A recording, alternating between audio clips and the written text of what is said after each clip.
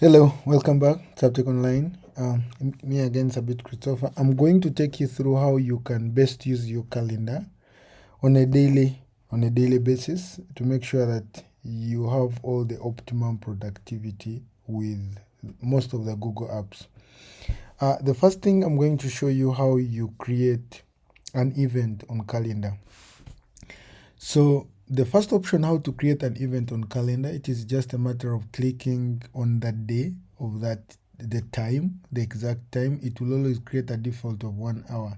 So if I click on this, it will automatically pop out 1 hour, that is from 1 to 2. Then I can put that is the event name or header. Then you call it an event. If it is a task, you name it as a task. If it is a reminder, you put it as a reminder. So you can put a reminder. It reminds you on a task you're supposed to do or something you're supposed to see. You're supposed to call someone. You can put all those reminders there. You can put a task. I'm supposed at this time, I'm supposed to be doing this, just to make your day productive. So for the event, you go for that. Then there is adding guests there. So I'll add like the first guest, Sabit.Christopher. The moment you add, it pops out the guest, and you go on adding more guests. Then there is this option where we have the guest permissions. So here, if you tick this, it means that your guest permissions can modify the event. You have given them permission to modify, which means they can add more guests, they can do the changes. But if this is unticked, it means that no one can be added, but they can invite others by sharing a link. They can see guests. So if I share with you a link and I don't want you to see the guests that are part of that event, I will unselect this, which means you'll not have to see the guests. So if I do this, you can't invite others. Even if you share a link, those people will have to ask to join the meeting. So those are the options we have. Now this is the joining meeting call. If you want to copy and paste it or share it with someone, here you go. Copy, paste to someone. Then you can also include a link, include the location. So if I tap this and include a location, let's say Kampala, so it will pop out the locations. Then you pick the location you need, such that everyone who receives the invite will know that the event is taking place in Kampala or a specific place you'll put there. You can go ahead now and put a description, mostly the agenda, such that people are aware on what they are going to talk about or what they are going to meet to that meeting. You can even put attachments if required, mostly like the presentation slides. You can attach them here, such that already guests are aware on what is going on, such that it makes the meeting shorter. Now this is it. Here I can make myself a visibility. That's the visibility. I can decide to make it red, such that then here you can say at this time I'll be free or busy. All that. Now notification, when should you get a notification? You choose it from here. If I say I want notifications every 5 minutes before, 10 minutes before, 1 hour before, 1 day before, all is here. So you can include as many notifications as you need. You can say after 5 minutes, even 10 minutes, even 5 minutes giving me a notification, like that, such that every time you remain with those minutes, it will notify you that this meeting is upcoming. Now here we go. I will save this. So the moment I save it, they're asking, would you like to send invitation emails to Google? Now the people I'm sending the invite to, if I want to send them a notification in their email, I will say send. If I don't want, I will say don't send. Maybe if they have already received a link from another platform, you don't need to fill their inboxes in emails. So if you want to go back for editing, you just do here. So I will send. Then there we go. I gave it color red, and this is the invite. So when I tap the invite, these are the two people, which means when I go to Sabiti Christopher, I will find he has a notification for this. So that's one way how we create an invite on calendar. Then another way how you create an invite on calendar is to view the other people, what their calendars, viewing their calendars. So if I put Sabit Christopher, I will see Sabit Christopher has a meeting here. He has another meeting here at 2.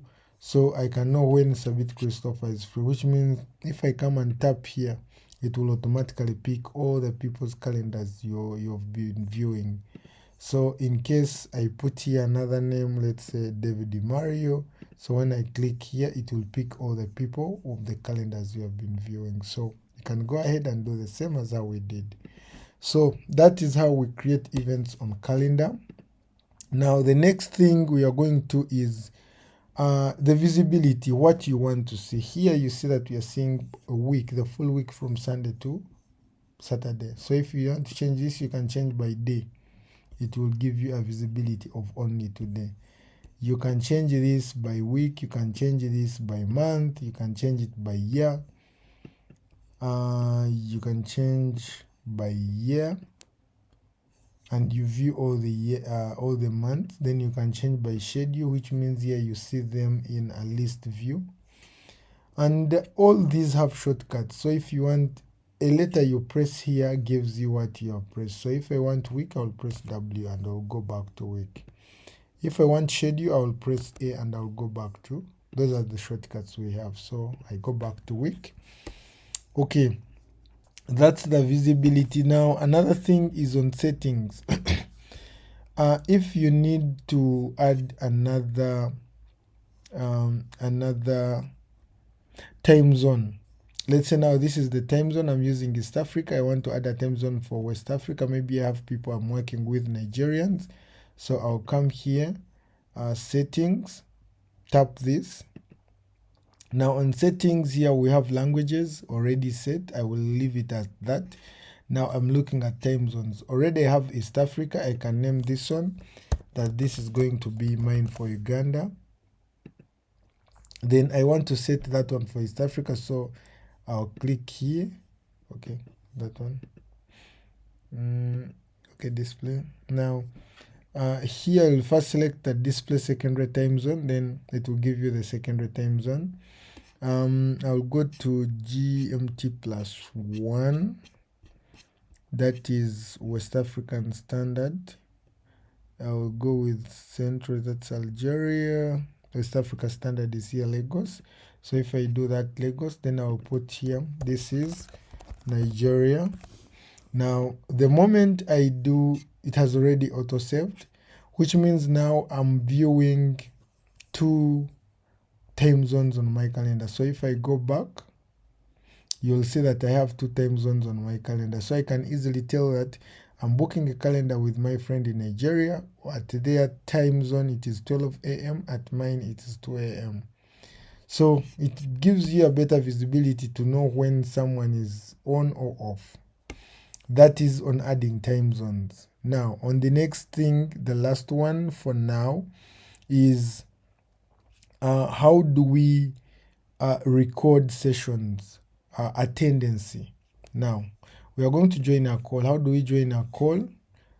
You go to join a call with Google Meet. You'll join a call automatically. It will always first give you a hint to accept access of camera, access of microphone, and here you go.